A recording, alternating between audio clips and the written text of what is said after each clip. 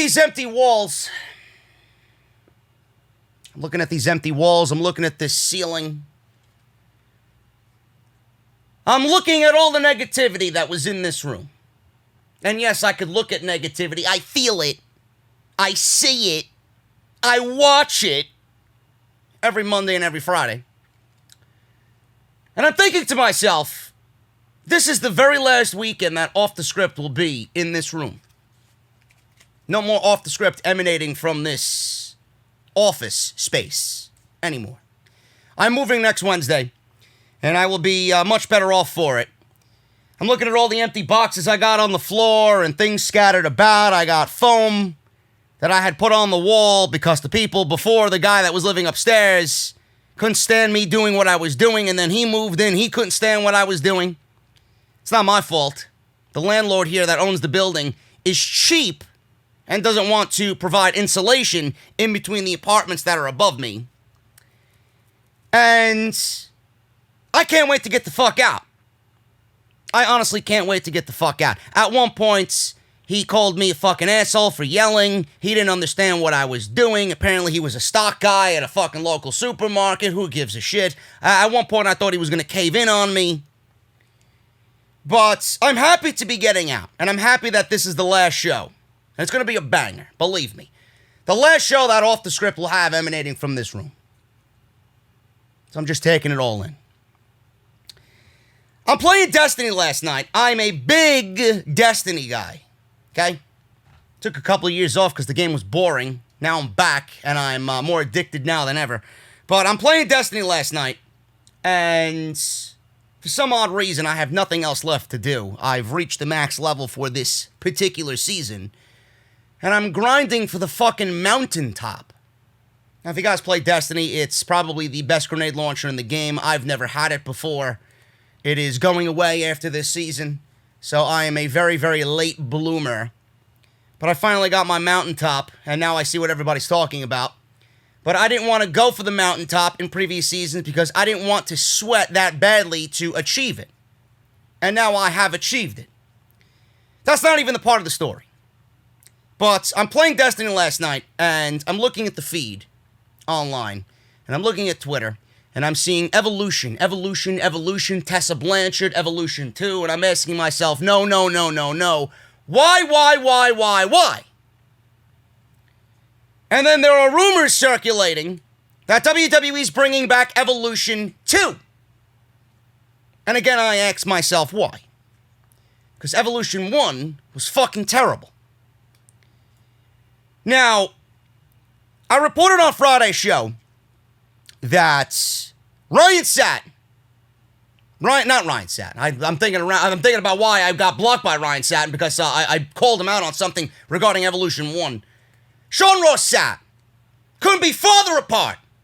One does his job correctly, and the other one's a fucking asshole.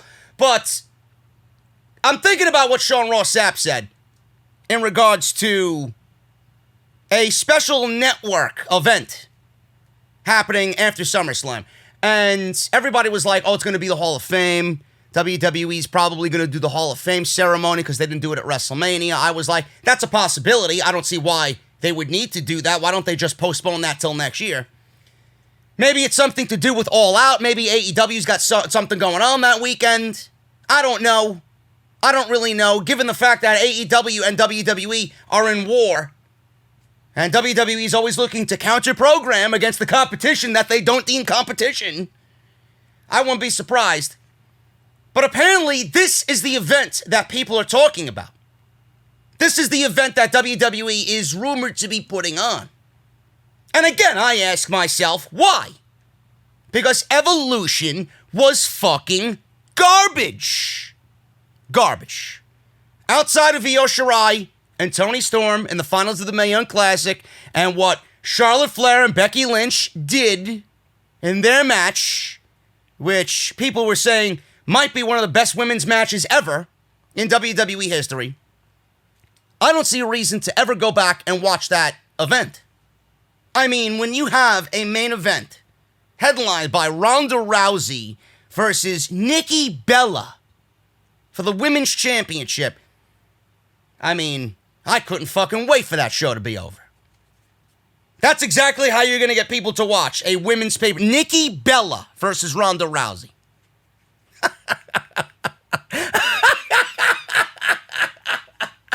Oh, man. You guys know this is going to be a good show, man. I'm going to go off on this shit. Man. That's the news. And then we got Seth Rollins becoming a pirate and all the details surrounding Seth Rollins and Rey Mysterio going into their eye for an eye match. Arrgh. Someone's going to walk the fucking plank at the horror show known as Extreme Rules. Thank you guys so very much for joining me right here on the podcast. This is Off the Script. Today, sponsored by the one, the only, Harry's. Harrys.com/script. This is episode 334, part number 2 for your Saturday, July 11, 2020. Those are the big stories I got lined up today. Also, on today's show, we are going to talk about a follow-up to what I talked about on Friday. Now, WWE reportedly might not want Brock Lesnar at SummerSlam. Really now? I don't believe it. You wave the money flag in front of Brock Lesnar, he'll be there begging and drooling for the money. Give me a fucking break. WWE doesn't want Brock Lesnar? When have they ever said they don't want Brock Lesnar? According to these fucking people, he's the messiah of ratings. He's a draw. I want to see these shills on social media say, well, there's the ratings. They increased, what, from a 1.8, a 1.7 to a 1.9? Yeah, what a draw he is. Give me a fucking break. It's nothing more than a Band-Aid covering a fucking machete blade slice right down the chest. Give me a fucking break. Are you serious? WWE now reportedly might not want Brock Lesnar at SummerSlam. News on Tessa Blanchard. Apparently, they're going to be building the entire show around her. Evolution 2. We'll talk about that as well and why she did not show up for Slammiversary and what Impact Wrestling wanted Tessa Blanchard to do at Slammiversary. Apparently, Vince McMahon reportedly left the Monday Night Raw tapings at the Performance Center last taping early. I don't blame him. The show sucks. Not even him. He wants to be there. Not even Vince McMahon, the boss, wants to be. What else was so important? That he needed to run out of the Performance Center? Maybe he can't even stand to be around Bruce. Monday Night Raw under Bruce, my good old buddy Bruce, nearly sets an all-time record low on Monday. I'm not surprised. The show is fucking absolutely abysmal. Heath Slater, he returned to Monday Night Raw. Why? For one last goodbye? WWE didn't even give him a fucking hello. Give me a break. Booker T now shilling Heath Slater. He's not a guy you want to lose. Well, why don't you tell that to WWE? They didn't use him in 15 fucking years. You serious? WWE, they're bragging and hyping this Rey Mysterio Seth Rollins match. Somebody is losing an eyeball at Extreme Rules. How they are going to go about that is not really something I want to talk about, but it's in the news. Somebody will have an eye extracted at Extreme Rules. How WWE is going to go about that? We may have not one but two cinematic matches at the horror show known as Extreme Rules. Vince McMahon, in regards to Rey Mysterio, declined giving him a raise. He is now working without a contract. He's working without a contract and more than likely will lose an eyeball. It's great to be Rey Mysterio, folks. Great to be good old Ray. And a very unique situation planned for Drew McIntyre and Dolph Ziggler for the WWE Championship.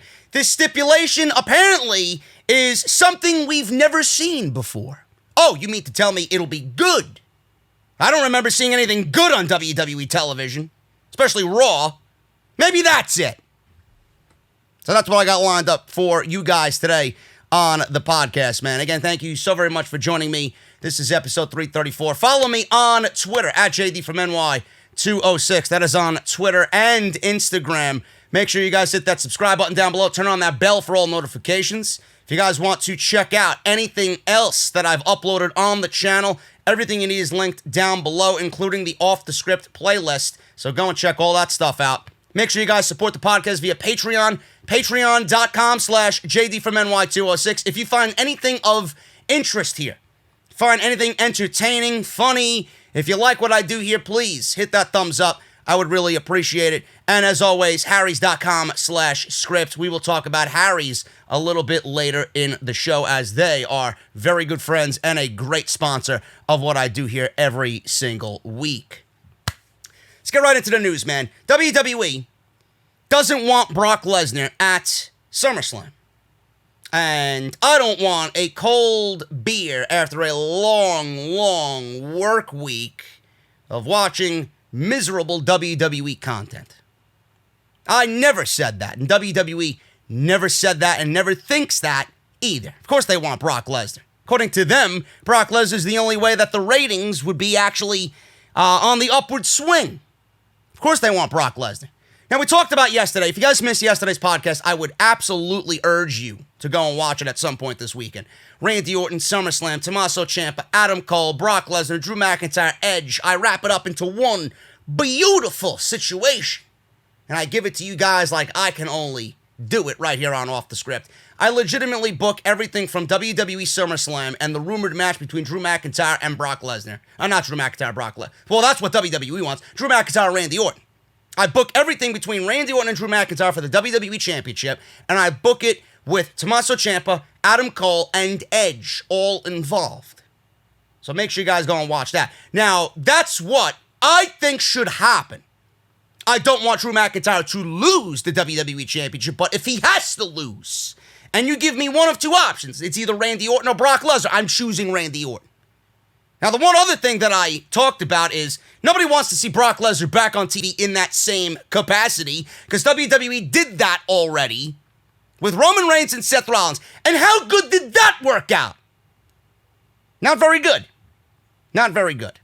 Same old rinse and repeat. Lesnar is nothing more than a flash in the pan ratings draw to these fucking people. He's not a draw anymore. Yes, he brings more intrigue and he brings a sense of legitimacy to the product that only he can do. Nobody can even duplicate what he does. But that doesn't mean people want to see him on TV. You ran him through the ringer in the same situation over and over and over again, and you think by doing that again it's going to work all over again? It didn't even work the first two times. Now you want to do it again. And why would he come back? I mentioned. Another thing I talked about, why would he come back to lose? For a big payday? Maybe. But I don't think Brock Lesnar is going to be brought in to fucking lose to Drew McIntyre. And if you have him beat Drew McIntyre, you're actively undoing everything you did at WrestleMania. Drew McIntyre would fall several spots down on the card. Never going to be the same again. Rollins was never the same. Roman was never the fucking same, right? Roman and Rollins absolutely got destroyed by Brock Lesnar and the fact of WWE giving Lesnar this superstar, oh my God, he's a ratings draw treatment. Why would you do that? I don't really understand that. Lesnar and Heyman were actively a part of putting him over, and now you want to go in there and beat him? What more could be done? Even if you want Drew to get the win again over Brock Lesnar, just so that you have a main event. What more does he need to do? What more can do coming out of WrestleMania? There's nothing else to do. You got to move on. You got to move on here. Another thing I talked about is, why is WWE so lazy in booking babyface champions? They got no fucking heels on this show to even have a discussion with Drew McIntyre. There's nobody but Randy Orton. Legitimately, Randy Orton and Brock Lesnar are the only two names that you could possibly put up against Drew McIntyre at SummerSlam, because WWE has failed to build new, meaningful heels.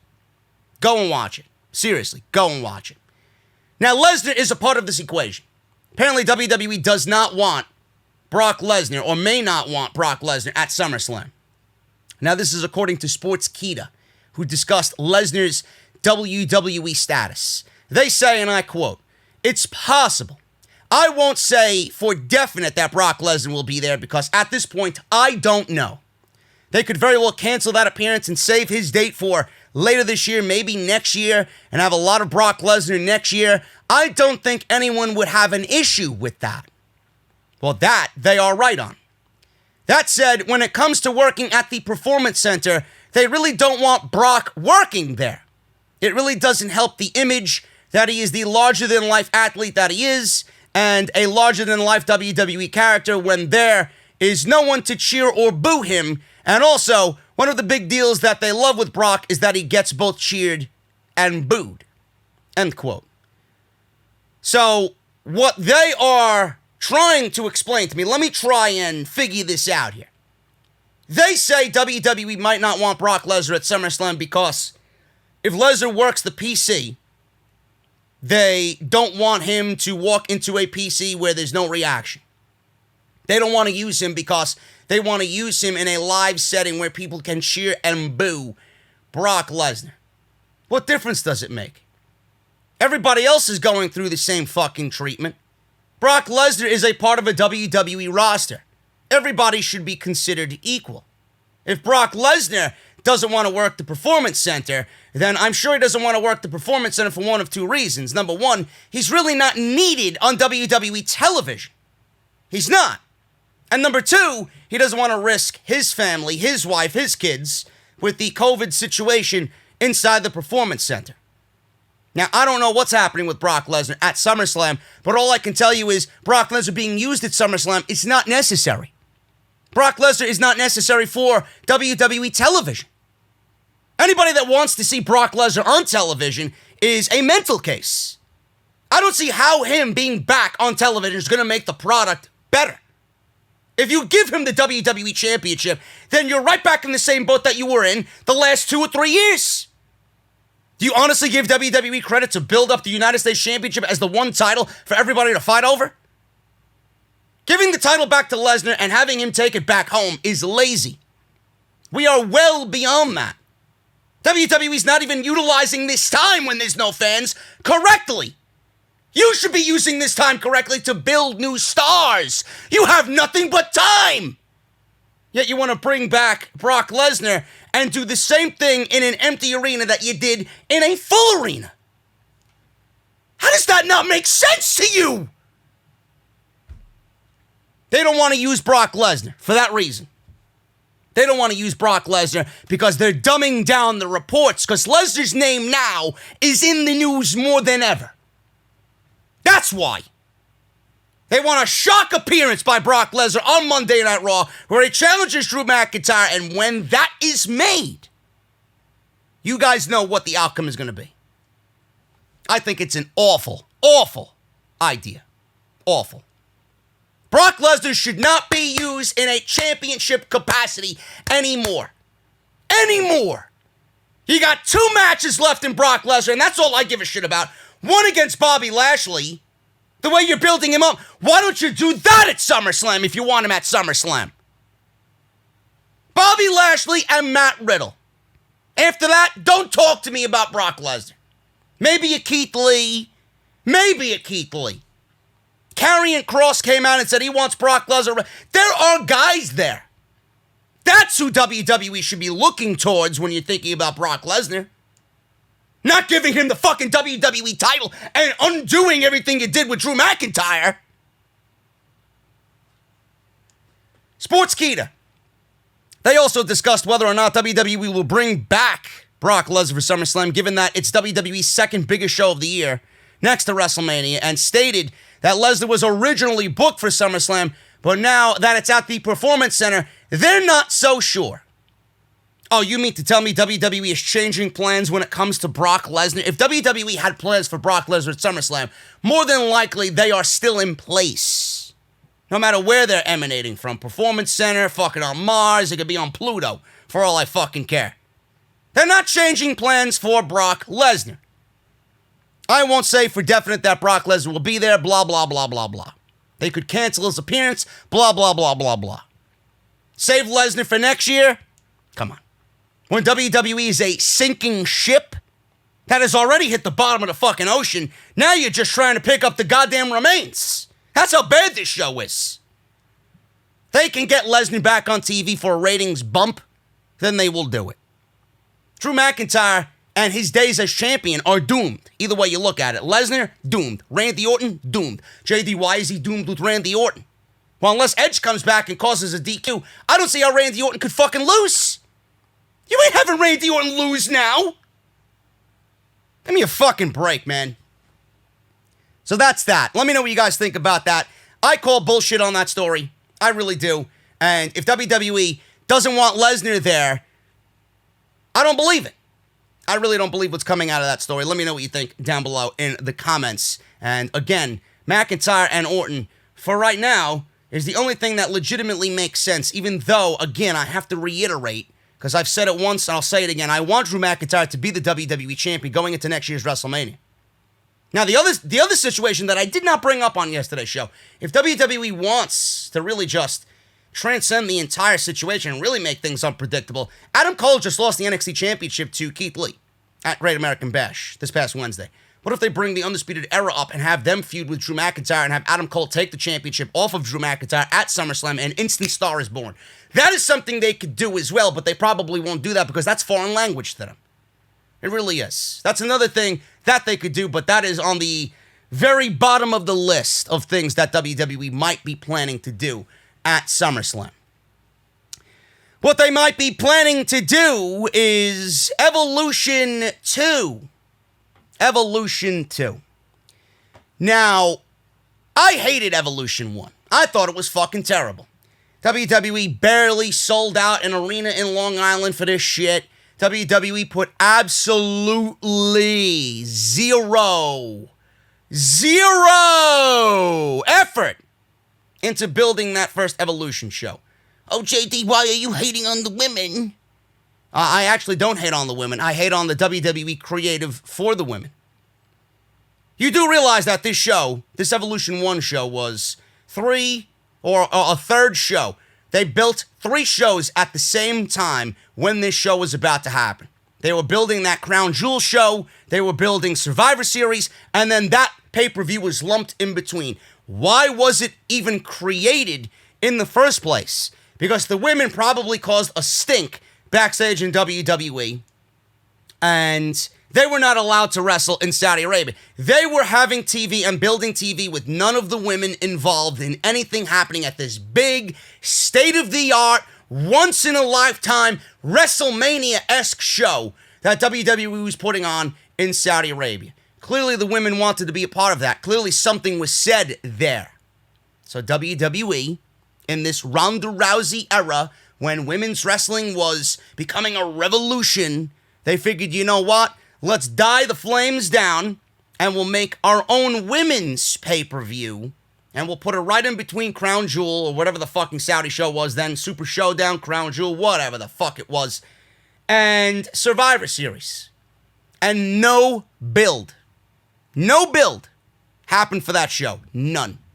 Nothing was built. They brought back legends. They brought back Hall of Famers. They brought back people that had absolutely nothing to do with any of the storylines on current TV. The only things that mattered on that show,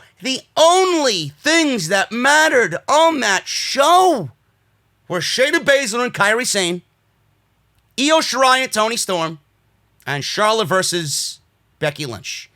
That was it. So you took something that was pretty much self-explanatory in the finals of the Mae Young Classic, something that was pretty much self-explanatory because they were feuding on NXT TV over the Women's Championship, Shayna Baszler and Kairi Sane, and something that was pretty much self-explanatory in Becky Lynch's ascent to becoming the man on WWE television, and that was her and Charlotte Flair in that, last woman standing match? That was it. Everything else on that show was put together with absolutely no rhyme or reason. Nikki Bella and Ronda Rousey was your fucking main event for Evolution. You couldn't pay me to go sit in that arena to watch a show that was headlined by that. Even if you came to me and JD, I have free tickets, please go. I can't go, I'll give them to you for nothing. I would take them and burn them. That's how bad that show was. If it's so good, how many of you actually went back and watched that show? Didn't Bayley and Sasha Banks do something with the, who was it? The Riot Squad? Yes, because I want to see women on a pay-per-view when I've seen that match happen 52 weeks before that every single week. Yeah, that's a great show there. It's a great show there. Lita and Trish Stratus against who? Alicia Fox? Yes, that's fucking unbelievable. Oh my God, let's fucking cream our pants over Alicia Fox being on pay-per-view. Unreal.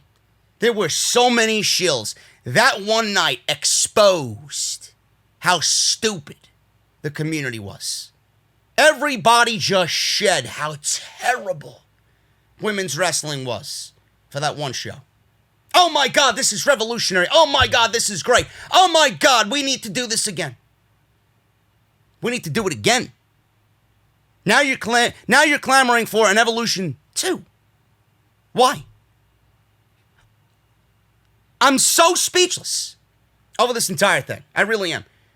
First of all, how many women on WWE TV have you used in the time since WrestleMania ended? How many women on TV have you used that A, you want to see, and B, could be booked in a meaningful storyline and program that will equal a match at Evolution? How many women have WWE used? Charlotte Flair is out. I'm assuming if they're having an Evolution, she will be back from her elective surgery. Charlotte, Sasha, Bayley, Asuka, Kyrie will probably be used, right? And that's it. That is it. How many women on SmackDown? Mandy Rose and Sonya, maybe?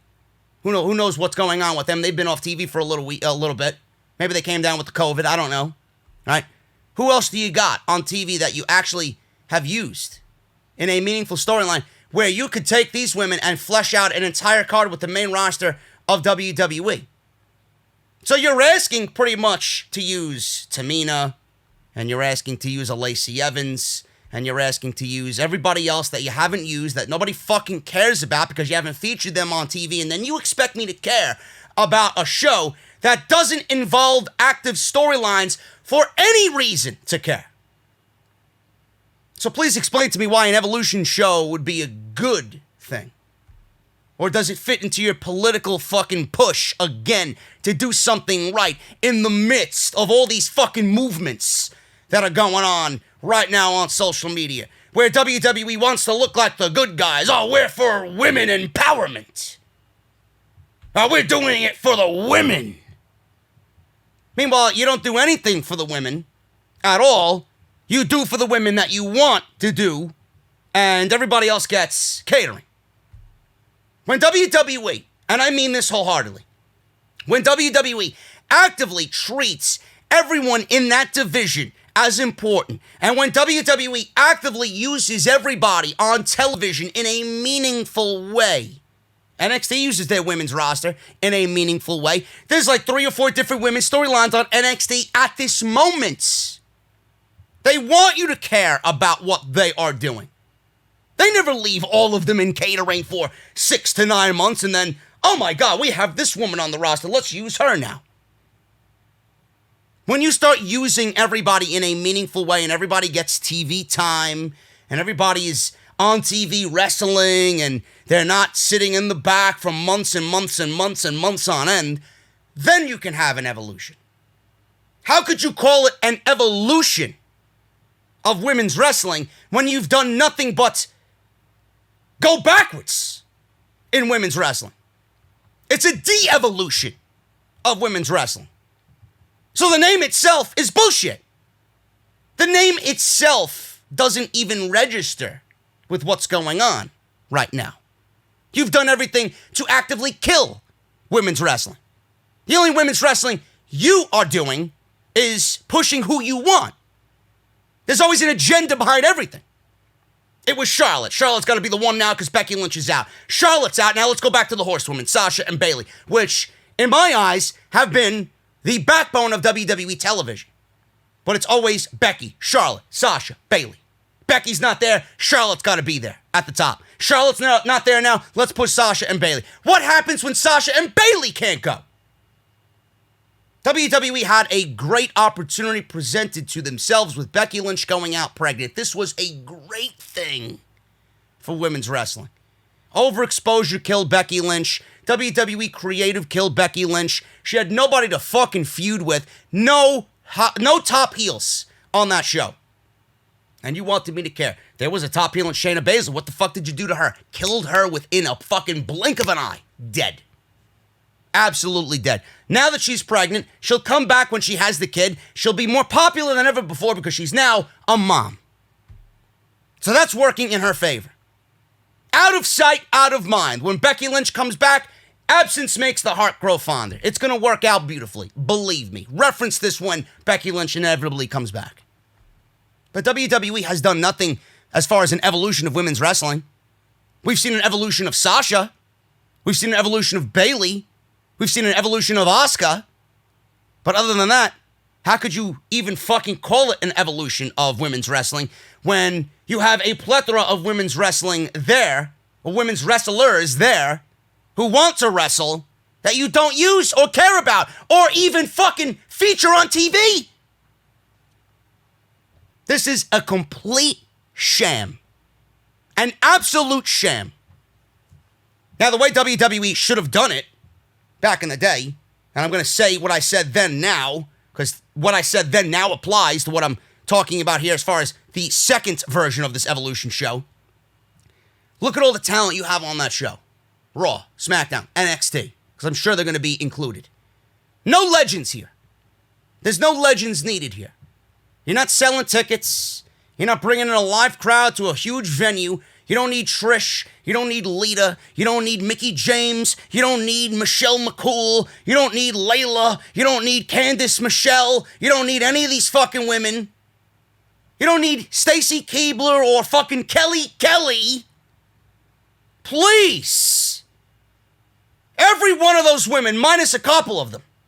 Obviously the leaders and the Trishas, right? Michelle McCool was great. How the fuck is that an evolution of women's wrestling? You think Kelly Kelly when you think of women's wrestling? I don't. You fucking serious? It is so far removed from what WWE's vision of women's wrestling is. What we see on TV is the evolution of women's wrestling, but you can't even call it that because it's not a full evolution. You can't have an evolution of women's wrestling when all we see are the names that I just mentioned. Sasha, Bayley, Asuka. That's the evolution. It's the evolution of those individual wrestlers. It's not the evolution of women's wrestling. What WWE needs to do is book a fantasy fucking show. And I mean Asuka versus Io. Something like Kyrie versus Io. Shayna versus Shayna Baszler versus Mercedes Martinez. Or something along those lines. Right? That's what needs to be done. Shotzi Blackheart versus Ruby Riott. Or Liv Morgan and Ruby Riott if they become pairing again versus Shotzi Blackheart and Tegan Nox. Have fun with it. Pair wrestlers with other wrestlers and make it a dream scenario with what you got on the show. Charlotte versus Bianca Belair with Bianca going over. At least there's a little history there. Rhea Ripley, get her involved with somebody. Maybe Rhea versus Sasha. Bayley. You can put Bayley against somebody. Bayley versus Candice LeRae. Make it fun. Fantasy book it. You got a plethora of talent here where I could flesh out if you give me an entire list of women's wrestlers, I'd come up with a fucking card in 5 minutes. I just did. 5 minutes. You don't need to bring in legends. This is bullshit. It's not needed. The only ones who want it are the fucking simpletons who don't know any better. Oh, let's stand up for women's wrestling. Where the fuck are you asking for better women's wrestling on Monday and Friday night while it's suffering and it's at the worst state it's been in years right now? Minus 4 names. Where are you? You want an evolution of women's wrestling. You want an evolution too, but you don't want an evolution of Monday and Friday night and what we see there. Give me a break. Tessa Blanchard, rumored to be the one woman that WWE builds this entire show around. Now, this is coming from Pro Wrestling Unlimited. They are reporting that there is talk of an Evolution 2 taking place on Sunday, August 30th. The first Evolution show in 2018 was headlined by Ronda Rousey, but they did not follow up with a second show last October because the women's division was fucking terrible. That's why. They don't have Ronda Rousey for Evolution 2, but rumors are going around and suggest that Tessa Blanchard is either A, signed to WWE, or is expected to be signed very soon. Blanchard is a free agent after Impact Wrestling announced that they were releasing her last month. Their announcement was made just days before her contract was set to expire. WrestlingNews.co reached out to a couple of sources to inquire about Blanchard, and the sources that they spoke to have not heard anything. One source said that her signing would be very secretive and likely kept quiet to avoid spoiling the surprise, so we will see. Friends of Blanchard have said that she's been keeping very quiet about her future plans. The way things look right now, Evolution 2 will likely be held in Orlando at the Performance Center or at Full Sail University, since the travel and social distancing restrictions will not allow WWE to run shows with fans.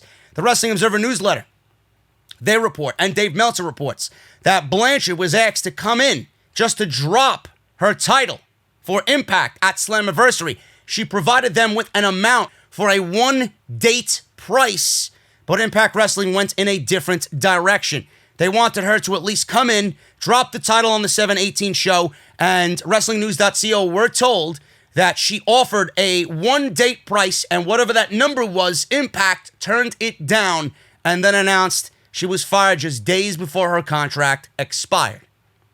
Tessa Blanchard, like I said, she wrote her own narrative in this situation. She didn't want to drop the title. She didn't even want to be there anymore, so she just stayed home. She denied even doing any promos for the show. She was supposed to send in video packages for Josh Matthews, or an interview to Josh Matthews, because she was living in Mexico with her fiancé, her husband, Daga, and she didn't do it. She didn't do it. She didn't want to be there. She didn't want to come in and drop the title. No matter her reason, she didn't do it. She had the narrative completely in her hands. She had the ball in her court, and she didn't do it.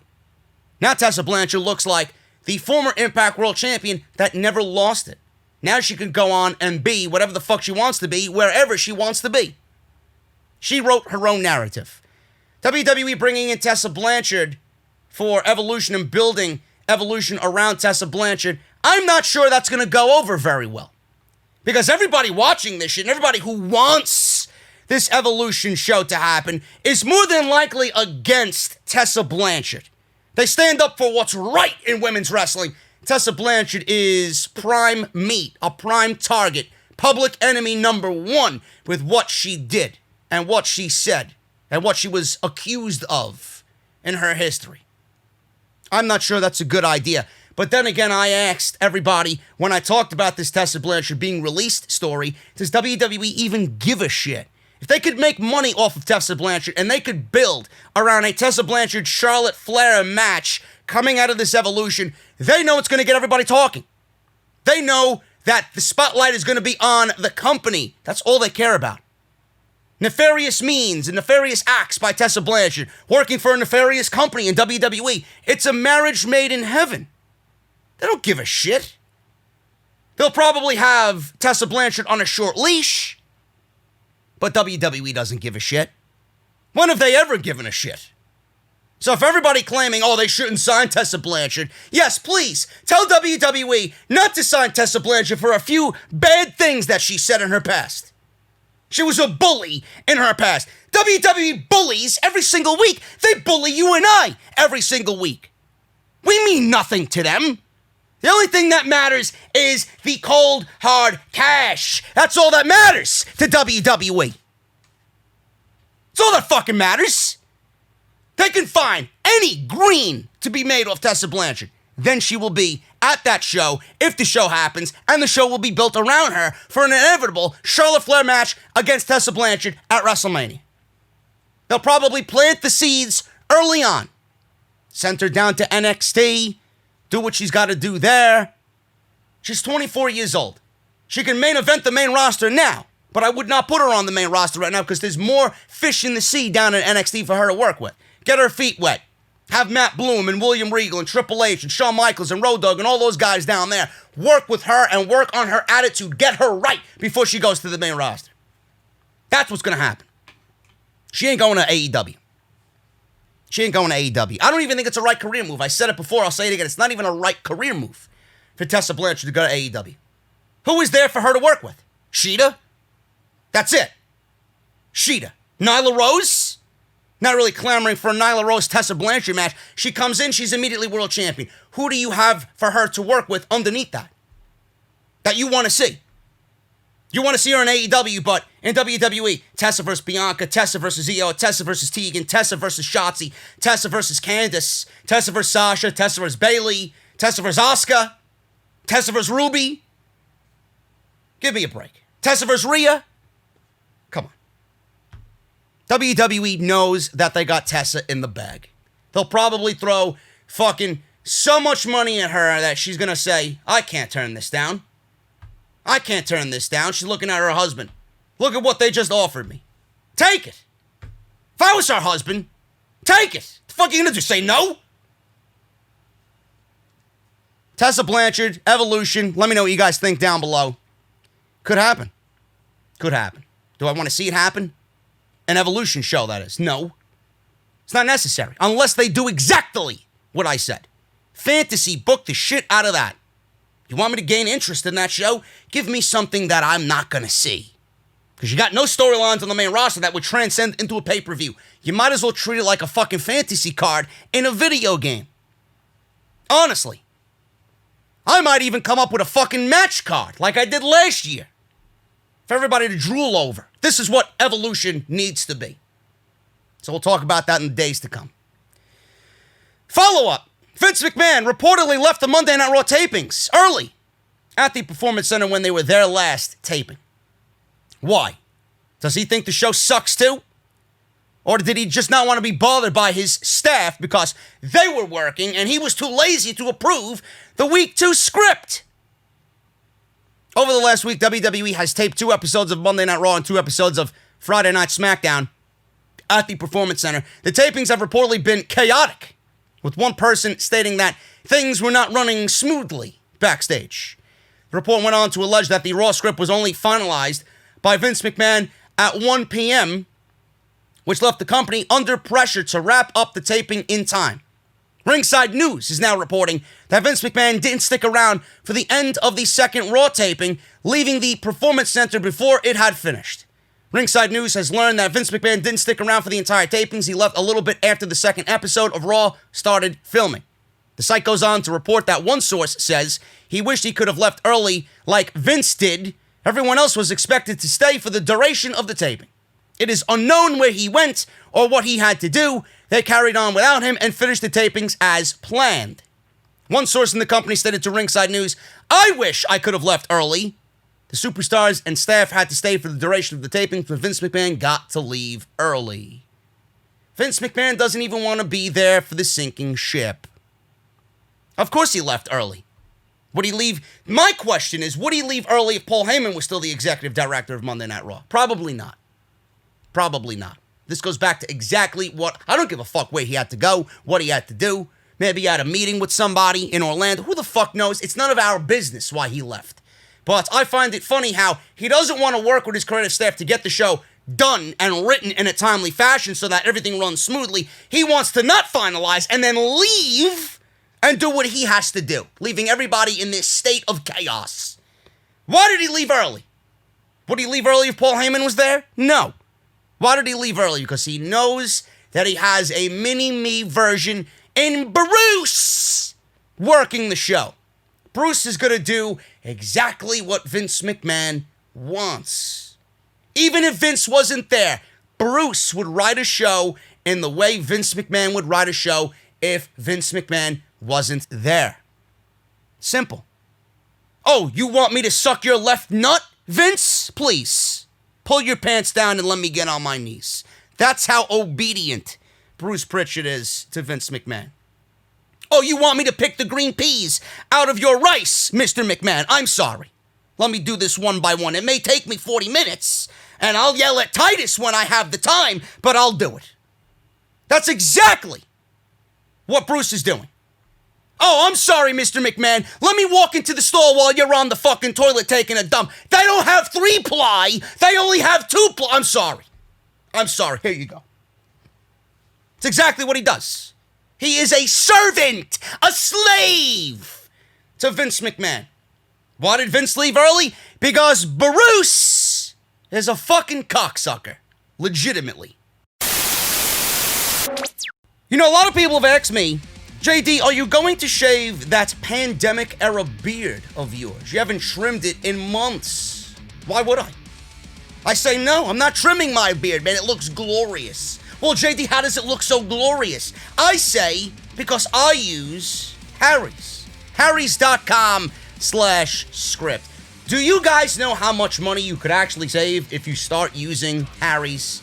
Enough to buy 26 cups of coffee in New York City. Enough for 3 deep dish pizza dinners in Chicago. I wasn't even a fan of deep dish. When I was in Chicago, I was asking, hey, yo, can I get a New York slice over here somewhere, please? It's not for me.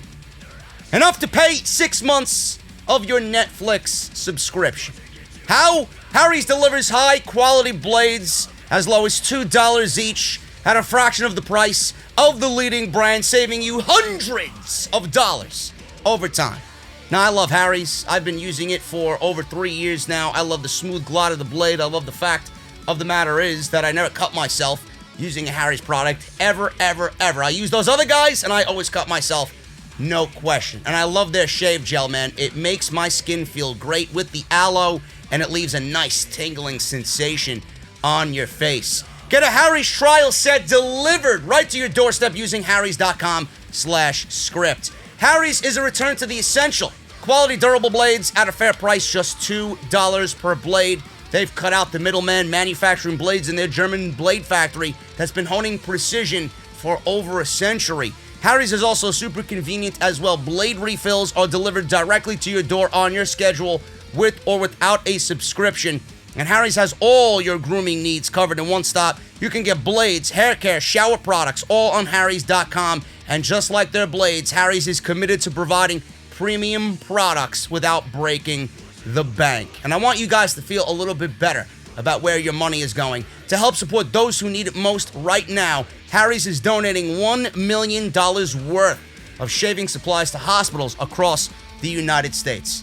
Guys, when you sign up and use Harrys.com/script, you are going to get the following: a weighted handle for a firm grip, 5-blade razor with a lubricating strip and a trimmer blade, rich lathering shave gel with aloe, and a travel cover as well to keep your razor dry and easy on the go. Guys, it's simple.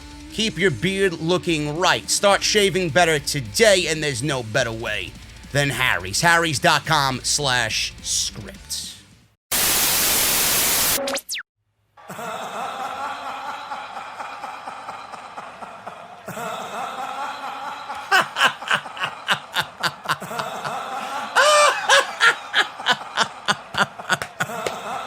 Oh, man.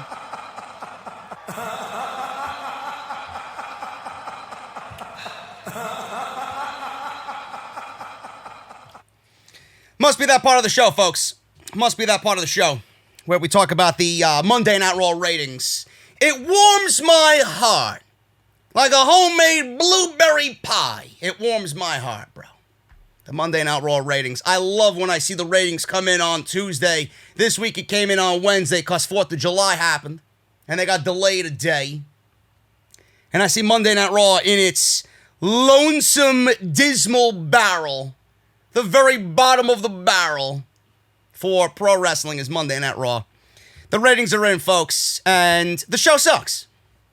The show sucks. I can't even begin to tell you how I would fix it. Well, but JD says the show sucks, but he offers no criticism on how to fix it.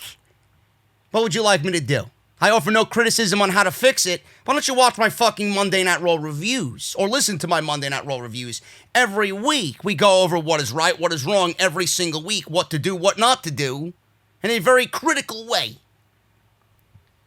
Now, the only reason to fix Monday Night Raw, or the only reason to fix Monday Night Raw, I should say, is to cut the head off of the two-headed beast that is Vince McMahon and Bruce Prichard. Until that happens, nothing will change.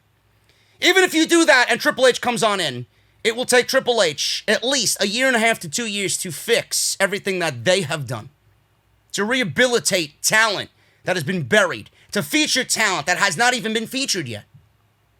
You see, folks, when you put on a show, and the show sucks so badly, and you are doing nothing that the fans want, or anything the fans desire to see, to push talent that the fans don't want to see, to keep the people that you want to see in the back, you have lost trust.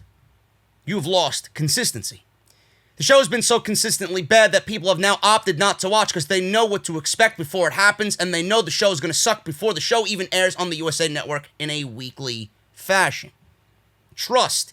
WWE has zero trust with its fan base, zero trust with the watching audience, because nothing that they do makes sense, nothing that they do is fun, nothing that they do is exciting, nothing that they do is unpredictable and refreshing and intense and real.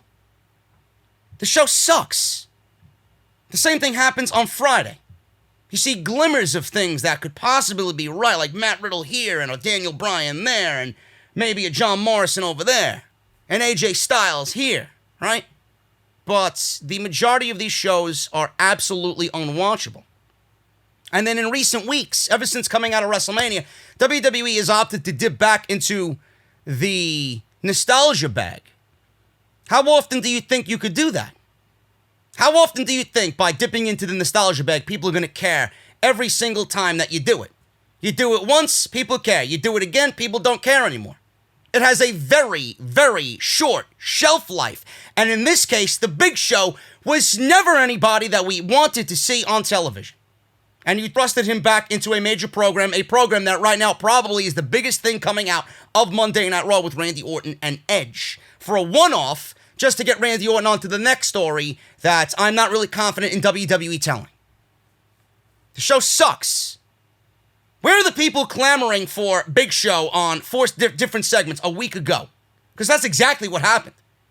4 fucking segments for Paul White on this show. Meanwhile, you can't fucking book Shayna Baszler and Bianca Belair on this show in 1 segment each, but we want 4 Big Show segments.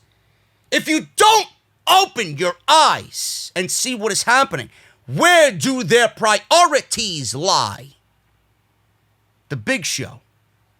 Their priorities do not lie in building new stars. Then I ask the question, what difference does it make? If you're going to get a 1.6 rating like you got this week, why not feature the new stars? The old stars clearly aren't working. The fuck are you doing? At that point, you're intentionally killing. You're intentionally killing at that point. I don't really understand it. Like I mentioned before, Vince McMahon had the ample time, the perfect opportunity to now build new stars while they're not touring, while they're operating out of the Performance Center in front of no fans. This would have been the right time to build new stars and get people talking about the new blood on this show, and you've opted to take this time, which is perfect for this type of thing to be happening, and you want to go back to the old guard. You want to go back to the way you used to do things and back to the people that you pushed. Meanwhile, the show is fucking abysmal. One of the worst eras of Monday Night Raw in the history of Monday Night Raw. They somehow continue to get worse year in and year out. And I don't even know how that's even fucking possible.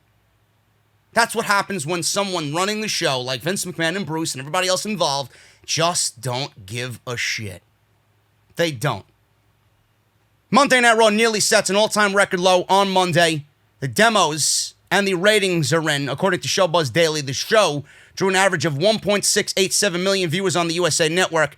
This is down from 1.735 million viewers a week ago. The show also saw an increase in the 18 to 49 demo for Hour 2, which peaked in that category.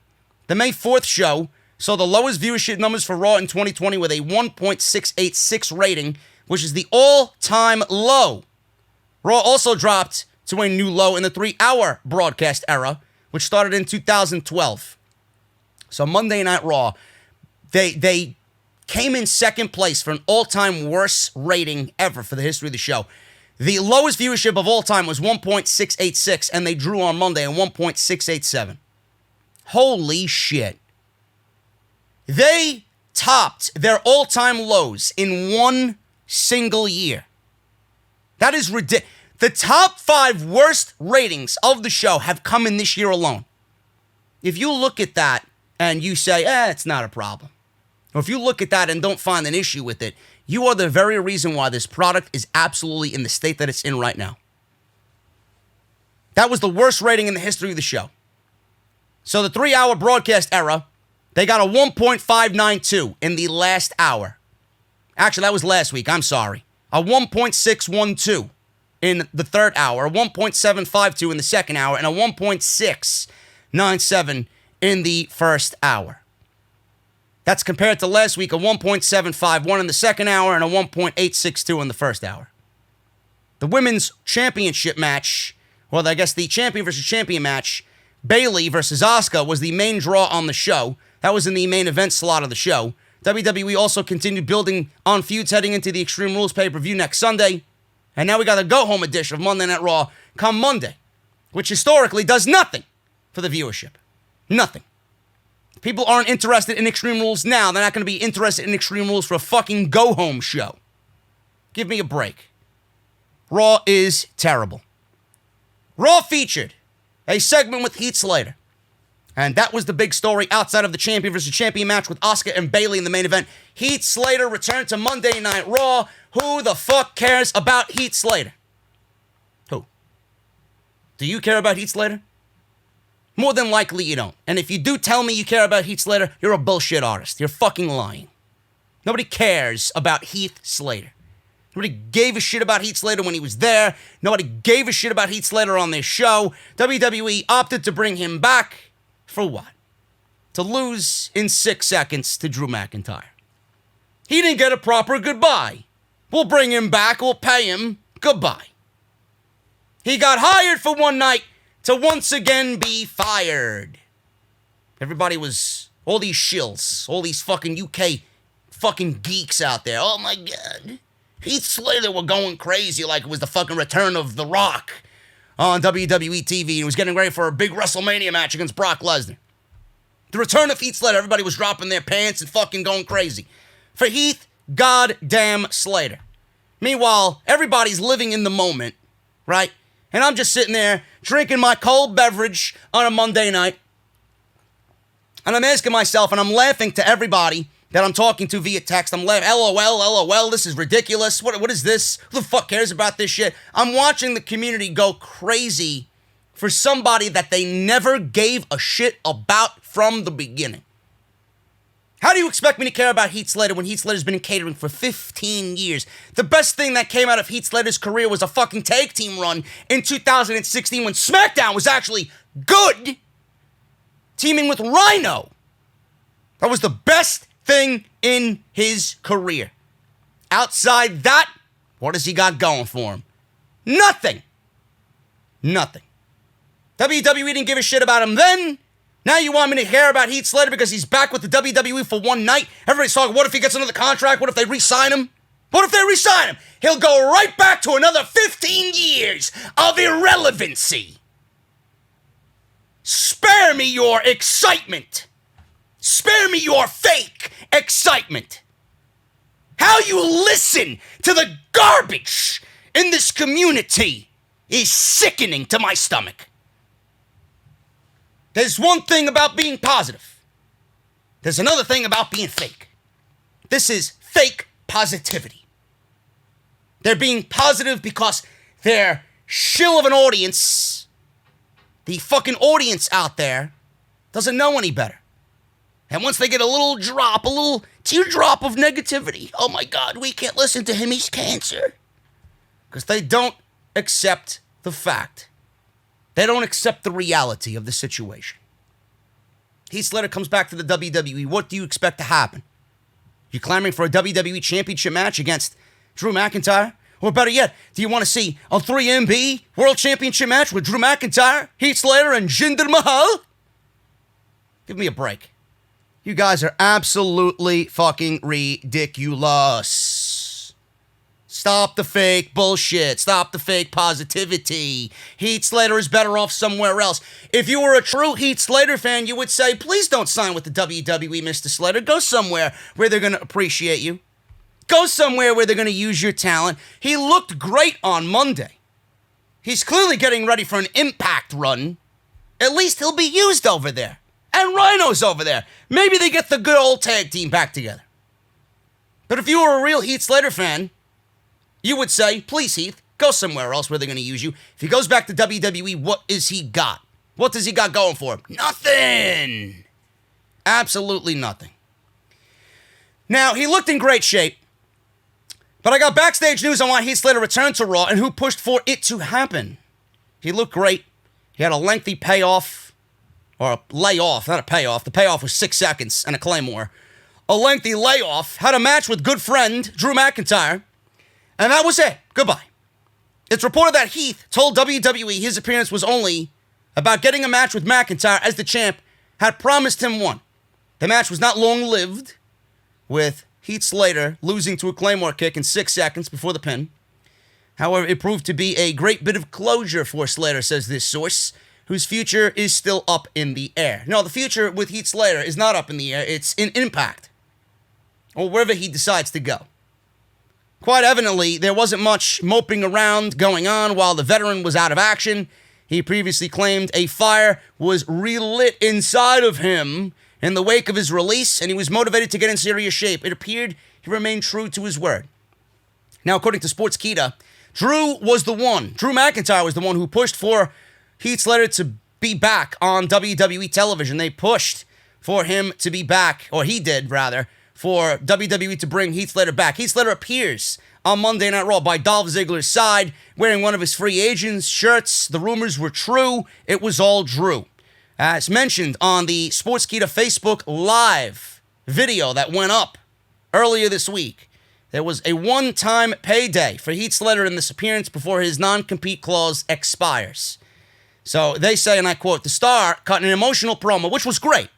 Don't get me wrong, it was great. I just didn't see the reason for it to happen. He just wanted that closure, fine. But everybody was in the community jumping for joy over this shit, like he's going to come back and be the second coming of Drew McIntyre on this show. Give me a break. Cut an emotional promo in which he noted his very real friendship with McIntyre. He revealed having called and visited Drew several times after he was released by WWE in 2014. He would ask what Drew's done for him since he's got his own release. And in the reality of the situation, per the report, Drew paid him back by getting him on TV for one final night. End quote. It's unlikely the match was ever going to really amount to anything more than what we've seen. It was pretty short, but it was great closure, and that can't be bad for Heath Slater's fucking mentality going into Impact Wrestling. If anything, proved he's still on great terms with WWE, and who knows, he could end up back there when he gets his feet wet somewhere else. It's nice to go away and be away from home for a little bit. Maybe they see him in a different light. And even at that point, who's to say they're going to welcome him back with open arms? They didn't use him for 15 years. He got released because of nothing he did. It was a budget cut. So now he's got to find work, right? So WWE just let EC3 go as well. They let him go twice. They let him go for whatever reason. He goes somewhere else to go find work because he's a professional wrestler. He went to go find work, came back home thinking, okay, let me use what I got from Impact and work with the WWE because I never wanted to leave anyway, and they buried him. For absolutely no reason whatsoever. You look at EC3 and think Vince McMahon's not going to be all over him? Give me a break. Same thing might happen to Heath Slater. He's released, he goes over there, makes himself into a star, he might be challenging for top titles over there, comes back in 2 or 3 years when his Impact deal is up, comes back with the WWE, one final run, they'll bury him all over again. I don't trust these people at all. At all. Heath Slater's better off away from WWE. The content that we seen on Monday Night Raw, it was great for Heath Slater. It was a final goodbye.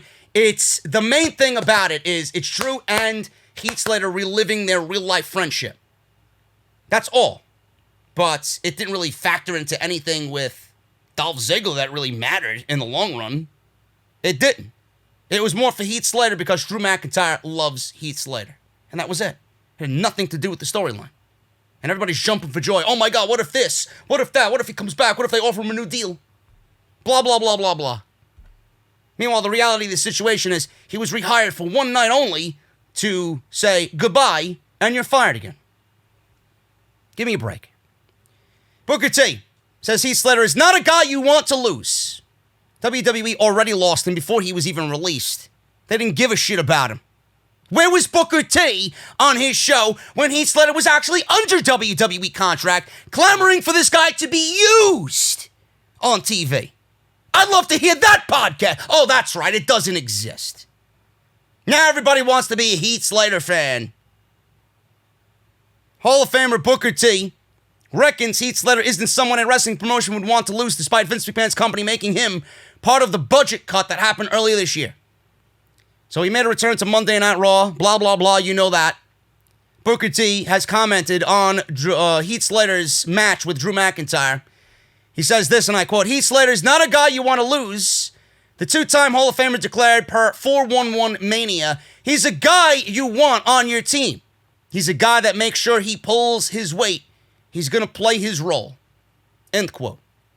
Booker T then went on to explain why Heath was brought back in WWE for one night only on Monday Night Raw. Heath Slater's a guy that is going to play his role, and that's why he got the phone call that said, hey, Heath, you ready to come back? Come back to do what? Come back to do what? Say goodbye? If you play your role, guys like Brad Armstrong, God rest his soul, he's a guy who never had to worry about a job because he was almost, so to speak, a utility guy. A guy that could just do about everything at a moment's notice. And Heath Slater is that guy that when you call on him, you know he's going to be ready to get the job done. So I'm glad to see Heath Slater back. That's the whole three-man band back together again. So you're saying that Heath Slater is nothing more than a utility guy. Oh, he's a good hand. He's a good hand. He'll be ready whenever you ask him to be ready. So you're pretty much saying that you want someone like Heath Slater because he's nothing more than a good utility guy who will amount to nothing more than a good utility guy. Book? What is it with this fucking guy? Seriously. This is the same guy that said the Revival should take the money and stay in WWE. Meanwhile, I've never seen them happier. I've never seen them happier in AEW, working with the Bucks and the Lucha Brothers and SCU and the Butcher and the Blade and Private Party and everybody else that's in that fucking tag team division. Best friends. Are you serious? Booker T has something loose up here, man. He's not right. He's not all there. A couple of marbles are missing from the fucking pack of marbles. Heath Slater's a good utility guy. So yes, let's stay in the WWE and be a good utility guy. Meanwhile, the guy is so fucking depressed, being that he's not being used in a meaningful way, that he's got so much left to give, that he knows he could achieve greatness if he wanted to, if given the opportunity to. So he's leaving. He got released and he's going to make the most of it. And he's going to show the world and show WWE what he missed, or what they missed. So yes, let's stay in the WWE to be nothing more than a good utility hand. Give me a fucking break with this shit. If I'm someone who's close to Heath Slater, I'm telling him exactly what I told you here. Go and be you. They don't want you. They didn't want you. They never appreciated you. That's why you left. That's why you were left in the back to do nothing. Absolutely nothing. You were a fucking jobber to the stars. At some points, for the majority of his second half of his run in WWE, he wasn't even used. Main event. He's a guy on the roster. Now he's going to be a guy somewhere else and in a place where they actually appreciate him and want to use him. When he looks at the line sheet of what's happening on the show, his name will be there. When he looked at the line sheet on WWE, all he seen was the fucking menu for Titus. Good. He's gone. Enough. He ain't coming back. Not now, anyway. And he's gonna go and do good things over in Impact Wrestling. So, WWE, on Monday Night Raw, we got the Heath Slater stuff. And then the other thing that people were just going crazy over, I don't know if people were going crazy over it in a good or bad way. I think it's absolutely ridiculous. It's more comedy to me than anything. WWE is really selling the aspect of someone's eye being extracted at the horror show, because Extreme Rules is just too long to say by itself. The horror show at Extreme Rules between Seth Rollins and Rey Mysterio. Somebody is going to lose an eyeball. I don't know why. I don't really know who came up with this, who thinks this is a good idea, why they didn't go with my initial plan for this storyline, which would be Dominic and everybody has their eyeballs. Now, WWE is really, really planning on someone losing an eyeball at Extreme Rules. How exactly are they going to go about that when the pay-per-view happens next Sunday? Now, once it was reported that WWE came up with this interesting stipulation, eye for an eye, which they obviously stole from AEW between Moxley and Santana of the Inner Circle, Fans wondered how this would work. During Monday's episode of Raw, WWE did in fact announce that Rey Mysterio would battle Seth Rollins in an eye for an eye match at the upcoming pay-per-view event called The Horror Show, known as Extreme Rules. WWE's website has released an article to promote this match, and in the listing, it was confirmed that the only way there could be a winner is if the wrestler who wins pulls out an eye of his opponent. The listing reads as follows, and this is WWE verbiage, folks, so if you're vomiting up, it's not me. I'm not wording this in my own words. This is reading right from the WWE official website. The Horror Show at Extreme Rules added a new level of terror, as Rey Mysterio and Seth Rollins will meet in an eye-for-an-eye match. Mysterio teamed with Kevin Owens to defeat Rollins and Murphy for the right to choose the gory stipulation where a winner can only be determined by extracting the opponent's eye. End quote. Yes. They will meet in an eye-for-an-eye match, added a new level of terror. Who writes this shit? Who talks like that? It's like they're filming a fucking horror movie. It's been reported that WWE originally did an angle where Rollins sent Mysterio eye first into the corner of his steel steps. That was their way to write him off television in case he didn't want to sign a new deal. Now he doesn't want to sign a new deal because Vince denied him a raise, which we'll talk about in a second. Now, how are they going to do this? How are they planning on extracting someone's eyeball at Extreme Rules? Well, we know that we're getting a swamp fight between Bray Wyatt and Braun Strowman at Extreme Rules. And that might not be the only cinematic match we see at Extreme Rules. WWE will apparently use CGI effects in the eye-for-an-eye match between Mysterio and Seth Rollins.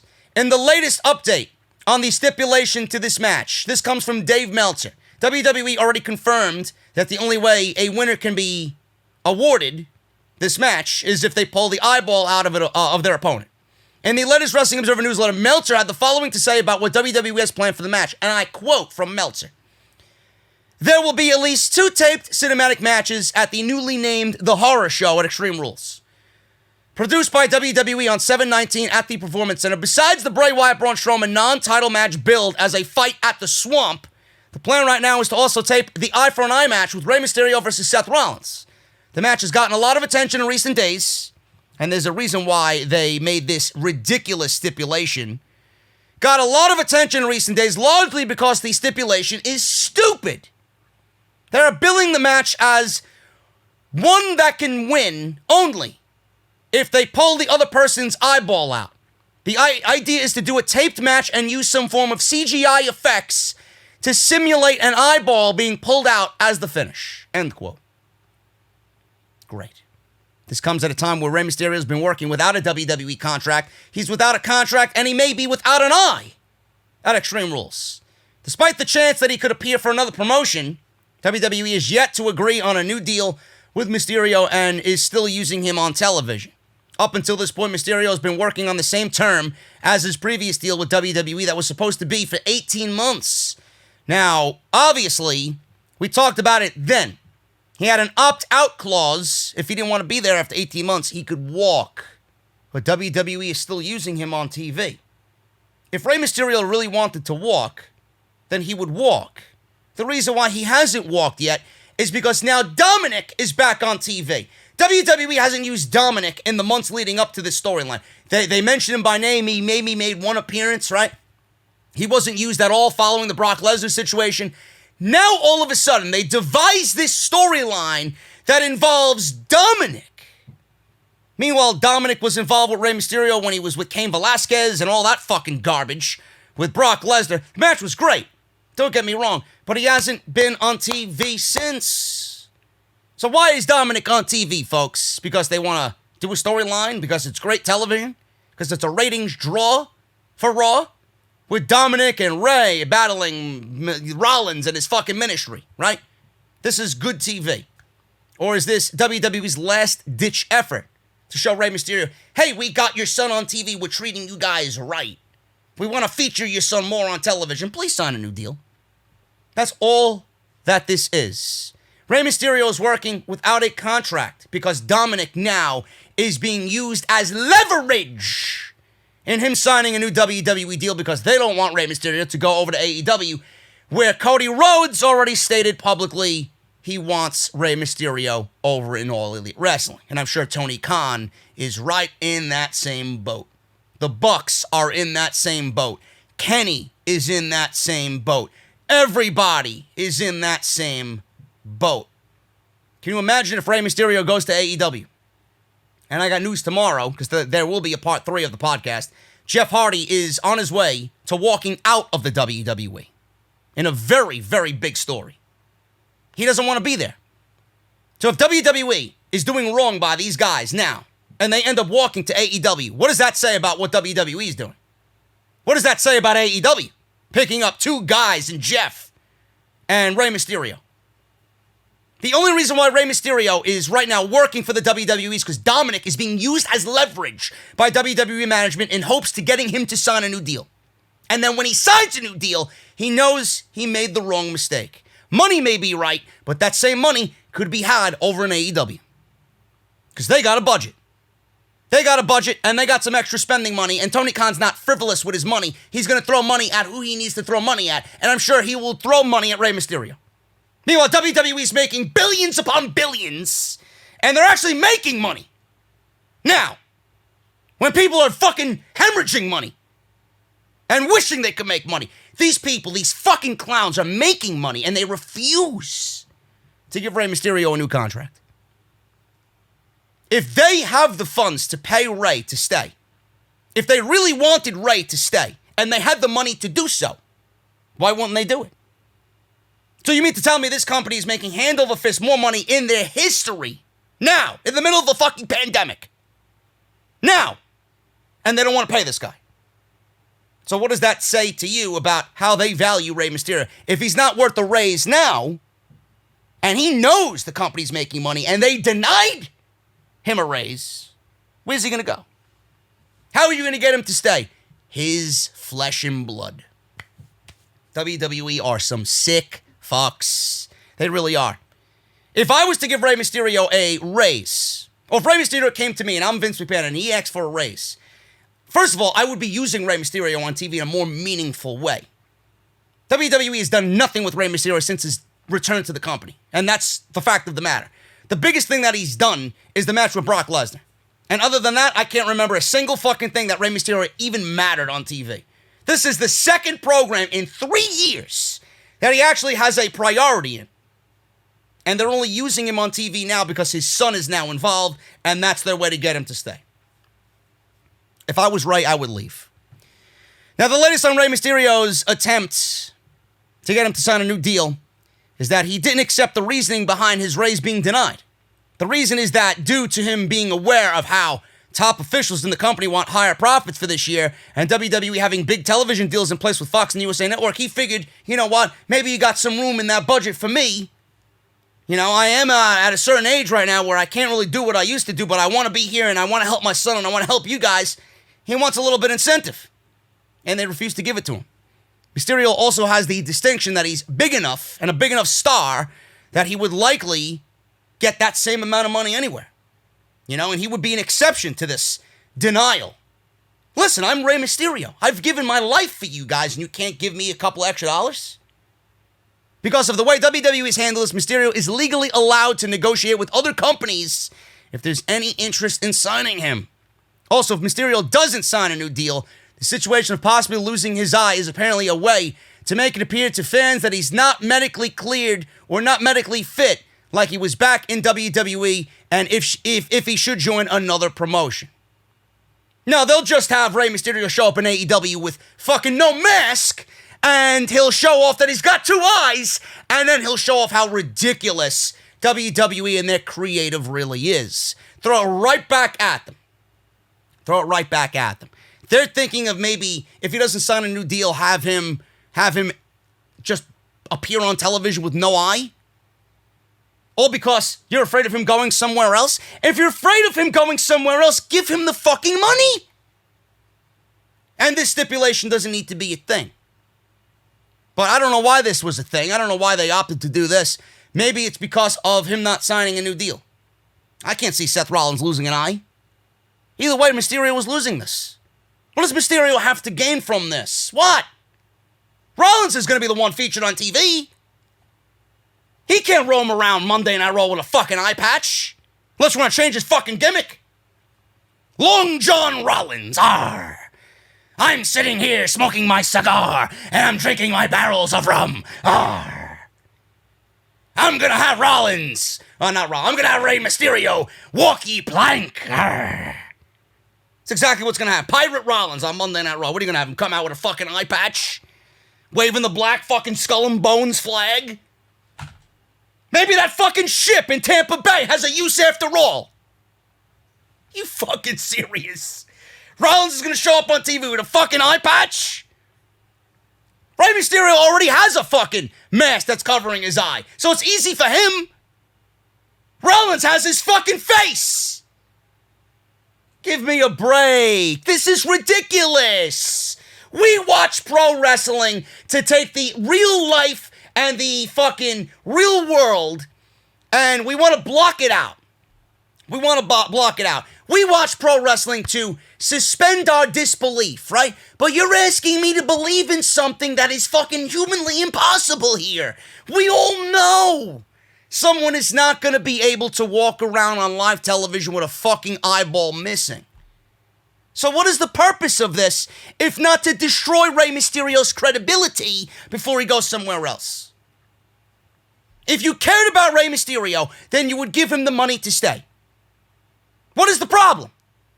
Oh, the fact of the matter is you don't give a shit about Rey Mysterio. That's the issue. But you want him to stay, and you want him to do what you want. Now you're in a situation where, what if he is talking to Cody? Bro, what can you offer me? They got me doing this eyeball gimmick. I want to come over there, but I'm worried about my son. And if he does leave for AEW, what does that do for Dominic's career? How does it bode well for him? Look at what they're doing to Jeff. Because Matt went to AEW, they're burying Jeff Hardy. And it's a burial. A redemption? No. It's WWE's redemption on Matt going to AEW, and they're taking it out on Jeff. That's exactly what it is. They played it all up nice, and they gave you these video packages in hopes that he stays and this and that. He wanted a match with Bray Wyatt. We'll talk about it tomorrow. Instead, they're throwing urine on him. Sheamus, they got him taking piss tests. They got him standing in front of bottles of alcohol. They put him in a DUI storyline where he was behind the wheel running over Elias. Being called a drunk and a junkie on television. Yeah, you want him to stay. You're doing everything in your power to belittle Jeff Hardy so that he goes somewhere else. Now he's on the brink of walking out. Look at what they did to Jeff. If you don't think they'll do the same to Rey, you're an idiot. You're an idiot. Now, Vince declined to give Rey a raise. This is per The Observer. Mysterio wanted a raise as part of his new deal, but Vince McMahon declined to give him a raise. And he mentioned the current situation that the company is in due to COVID-19. Bullshit. Everybody is well aware that Vince McMahon is actually making more money now than he was before the pandemic. So please, elaborate on why you can't give Rey Mysterio a fucking contract or a raise to keep him in the company. Back in April, WWE made budget cuts by releasing several wrestlers and staff, some of which have been furloughed and brought back. Meltzer says, and I quote, "The favorite is Mysterio staying in the WWE, but the fact that he's not signed and they've got a number that they want and he's got a number that he wants, and the reality is that that number has not been met and he's not agreeing to their number, that would tell me that it's amendable to somebody else's number if somebody else is going to match the number that Rey wants or match the circumstances.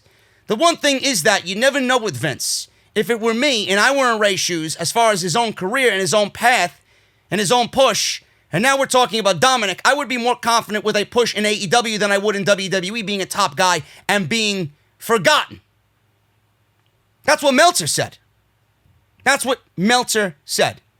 It was later noted that WWE wants to sign Mysterio to a new deal because they don't want him to leave. Why? Because they don't want him to go to the competition that they don't deem competition.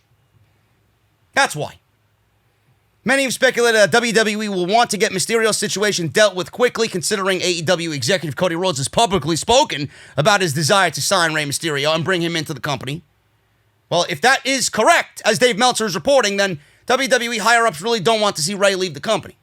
They are reportedly trying to work something out. Meltzer goes on to add, and I quote, "It's a very vindictive business, but at the same time, Rey's been there, and they don't want him leaving. I can tell you that. You know they got Dominic in this storyline, and they're obviously working on it. That's one of the reasons that they're doing all of this. They're trying to work out a deal, and like I said, they're using Dominic as leverage.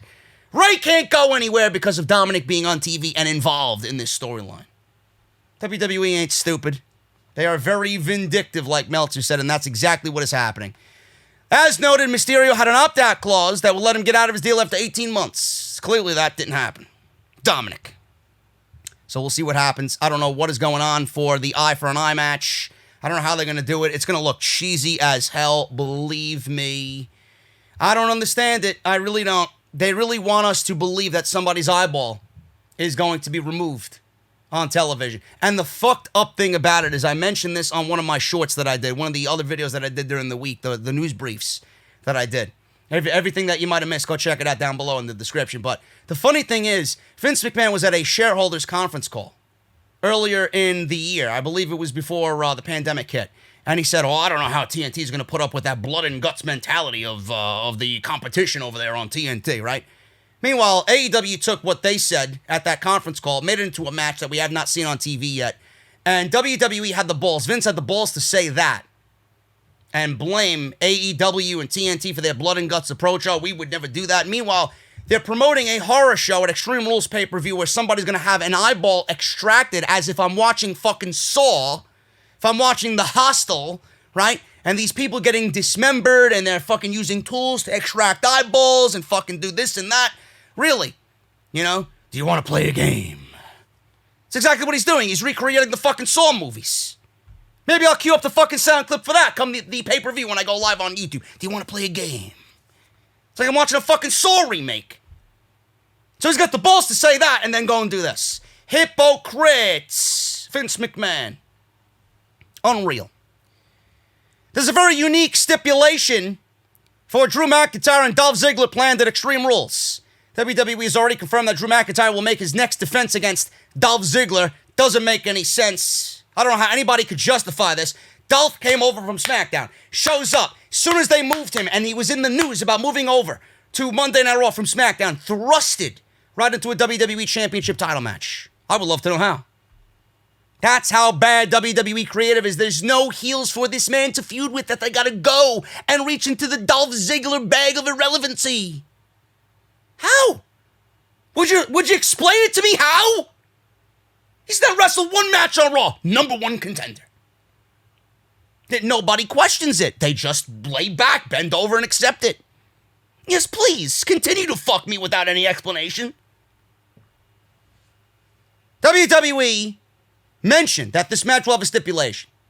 Dolph Ziggler has yet to choose this stipulation because, if you guys remember, I know it was only 2 weeks ago, WWE had a match with Dolph Ziggler and Sasha Banks versus Asuka and Drew McIntyre. Sasha pinned Asuka, which didn't make any sense in its own right, but I'm not even going to go there. So the winner of that match clearly gives Dolph Ziggler the stipulation of choice. Now, this is a themed pay-per-view. The top match is obviously going to have over-the-top special gimmicks. This contest will be no different. Now, I would go in a ladder match situation. Dolph Ziggler excels at ladder matches. I don't remember the last time I've seen a Drew McIntyre ladder match. If Dolph Ziggler really wanted to kind of go into his wheelhouse here, I would say a ladder match is a great stipulation for a WWE Championship match. Ziggler has the upper hand. Drew McIntyre doesn't. That's simple. It's not different, but it's simple, and it works, and it fits right into Dolph Ziggler's fucking whole mentality here. How good he is in the one match he excels at, that could be it. Now, clearly, that's not going to be it. Now, he was supposed to reveal a stipulation on Monday. They clearly didn't do that on Monday, and they want to give you this hook, line, and sinker thing. Ha, ha, ha. Please watch as we unveil a stipulation that nobody gives a shit about. So, fast forward to Wednesday's The Bump. Whoever watches The Bump, I feel sorry for you, man. Go find the hobby. Ziggler made an appearance, and during it, he teased something special for the upcoming championship encounter. Towards the end of the interview, Ziggler was asked about the stipulation for the match, which he then asked members of the panel what they would like to see. One stipulation was McIntyre not being able to use his finisher, the Claymore kick, while another was an Iron Man match. Kayla Braxton threw out a food fight or something to do with food. Yes, that's why Kayla Braxton is not on the Monday Night Raw creative team. Can you imagine? These are the ideas being thrown around now. She was probably being a little jovial and a little, ha ha ha ha. But please don't give these people ideas. They may take that and actually run with it. They may have 3 cinematic matches and we can film this match in the fucking Full Sail cafeteria where all the students eat after class is over. Ziggler stated, and I quote, "Just know, if I can get this through and cleared by WWE, it will be something never seen before, and I will be taking full advantage because it's something. I would be stupid to pick a normal match that we've seen before." Ziggler also stated why he didn't reveal what the stipulation will be on the same episode of The Bump. Dolph Ziggler revealed why he decided to keep the stipulation to himself. It's the same reason why he brought back Heath Slater. The intention was to take advantage of the psychological aspect of it all. I think the psychological aspect of this match is huge. That's why I didn't name the stipulation. That's why I feel like Heath coming back, it was great for morale to see Heath for a minute. But also, you refer to Drew as a Terminator. I refer to him as a psychopath, a Terminator, a cyborg, RoboCop, all those things because it's real. But when for 1 second, when you saw some emotion on his face, he showed his hand to the greatest thing going today, and that's going to help me big time. I know what it is, folks. I know what it is. It's a poker game.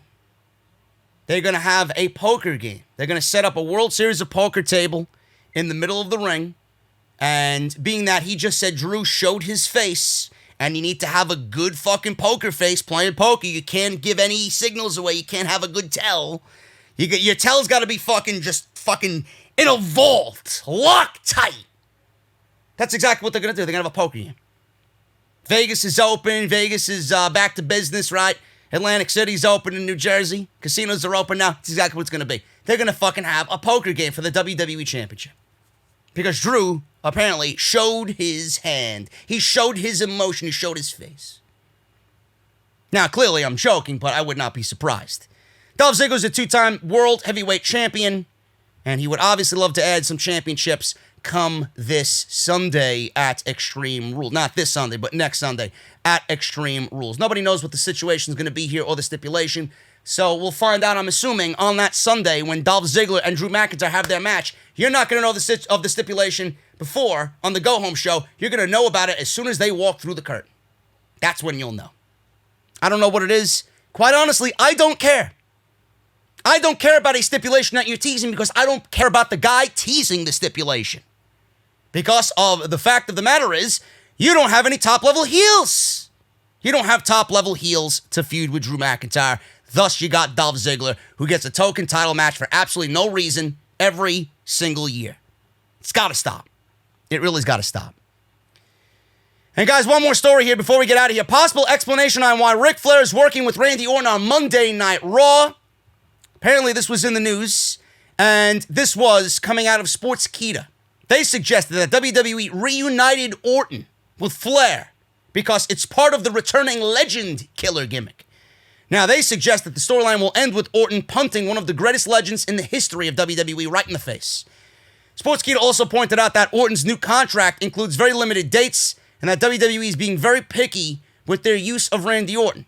And bringing in Flair to work with Orton goes a long way in maximizing their use of Randy Orton. Orton has viciously attacked both Edge and Christian on separate occasions, with the two legends needing to be stretchered out as part of the storyline. WWE has been building up Orton as a merciless heel over the past few months, so it wouldn't be the least bit surprising if he would betray Flair as well. So that is what they say. I could see it happen, really. You know, the legend killer gimmick only goes as far as what they're doing on TV. There really isn't no more legends for him to really punt in the face, right? Edge is a legend, but Edge is going to get his when he comes back to WWE. They got Christian out. They did the match with Edge. He killed the legend of Edge for the time being right now, so he's got Edge done. Big Show's going to be done. Christian's done. There's no more legends for Randy Orton to have that legend killer gimmick work with. The only other one would be Ric Flair. So if he punts Ric Flair, I won't be surprised. Why does he need Ric Flair? Does he need a manager? No. He only needed him for that time being for the Backlash match, the greatest wrestling match ever, for Ric Flair to hype him up. Now he doesn't need Ric Flair. Especially if he goes into a match with Drew McIntyre. Why does he need Ric Flair for? Just keep Ric Flair at home. He doesn't need to be there. The more I see him, the more I'm reminded of Charlotte. And the more I see him, the more likely it is of him to get COVID. And we don't want that to happen. Because he's already got pre-existing conditions. Orton versus McIntyre does not need Ric Flair. I could see that happen on some Monday Night Raw in the next couple of weeks as they build to a possible world title match with him and Drew at SummerSlam. Guys, I'm getting out of here. Thank you so very much for all of your supports. If you enjoyed the podcast, if you enjoyed any part of this podcast, please hit that thumbs up. Think about subscribing.